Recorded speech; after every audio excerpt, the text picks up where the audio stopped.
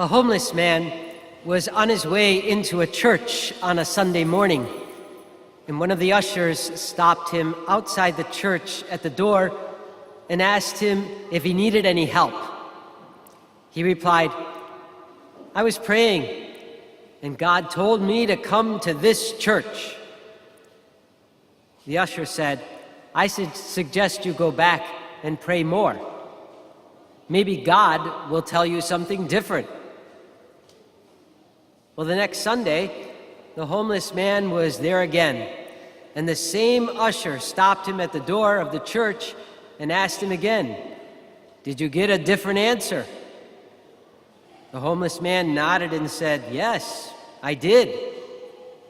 I told God that you don't want me here. But God said to me, 'Keep trying, my son.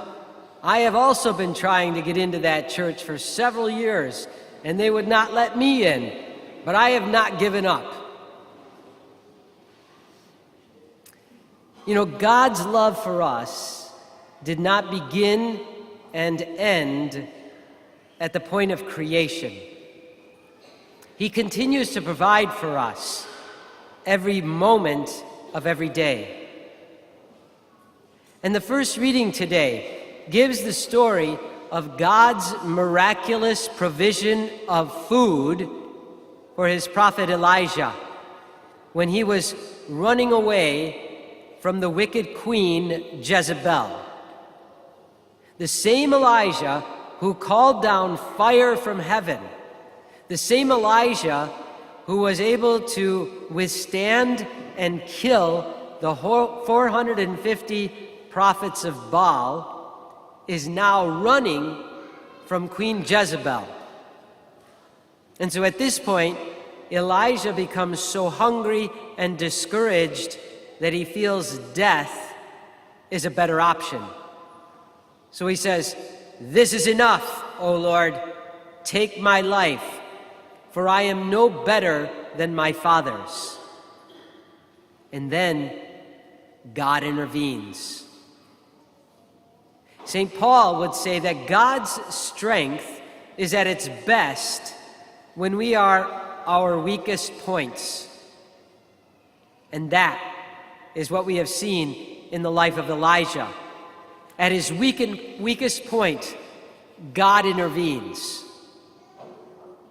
And the gospel, not just for today, but following on the previous 2 Sundays, have been about God's provision for all of us in the person of Jesus, who is the bread of life. You know, it all began with the feeding of the multitude, with the 5 loaves and 2 fish. 2 weeks ago we heard that. And then after the crowd heard the declaration of Jesus that he is the bread that came down from heaven, the crowd began to do what crowds are famous for doing. They murmur. They start to murmur. What is that?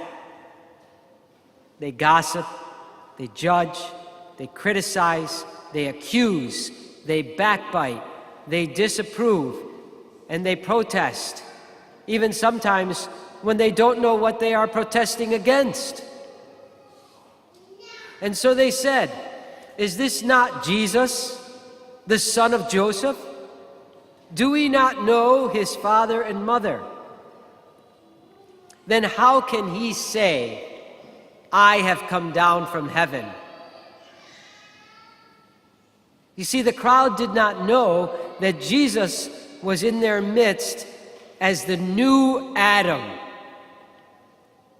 Just as the first Adam brought about the spiritual death of humanity by food, Jesus, as the new Adam, came to bring life to humanity by food.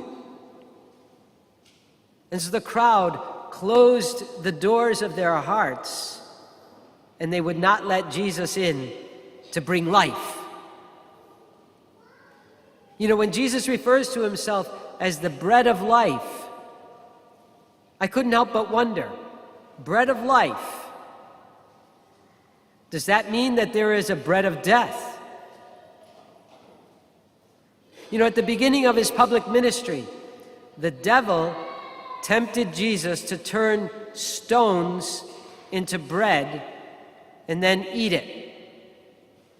But Jesus rejected that, and he chose the way that comes from God. The bread that the devil was offering Jesus is an example of the bread of death. The bread that is an expression of pride. The bread that is an expression of selfishness. The bread that dethrones God and enthrones self. The bread of death does not satisfy us when we are hungry. The bread of death only makes us hungrier and hungrier until we are exhausted. And the effect of the bread of death is what we experience in the various forms of addictions that have turned our world upside down.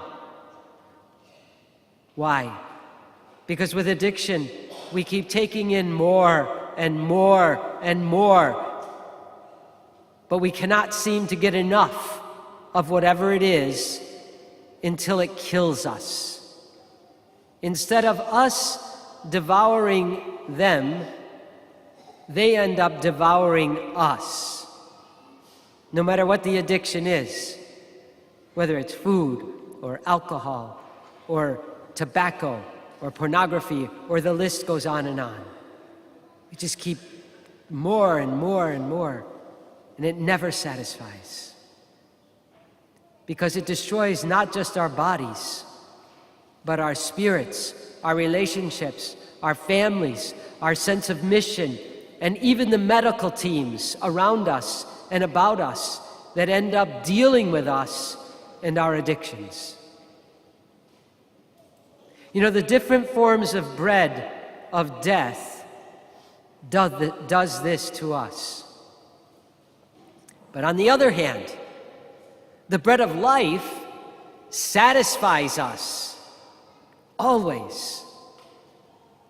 Our sacramental encounter with the bread of life is at the celebration of the holy sacrifice of the Mass. We encounter the bread of life when the Word of God is proclaimed during the liturgy of the Word, as we just heard it. We encounter the bread of life in the Holy Eucharist, the body, blood, soul, and divinity of Jesus Christ, truly present under the appearances of bread and wine. According to St. Thomas Aquinas, the Holy Eucharist, faith will tell us Christ is present when our human senses fail us. So Jesus continues to knock on the doors of our hearts. It reminds me of that picture, that beautiful picture of Christ knocking on a door that has no handle on it, because the only handle is on the inside for us to open the door for Him. And He wants to feed us. He has great plans for us, if only we would open the door and let Him into our hearts.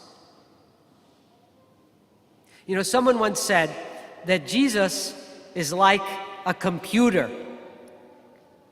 When He enters your life, He will scan your problems. He will edit your attentions. He will delete your worries. He will download solutions for your problems. And He will save you. Will you open the door and let Him into your heart?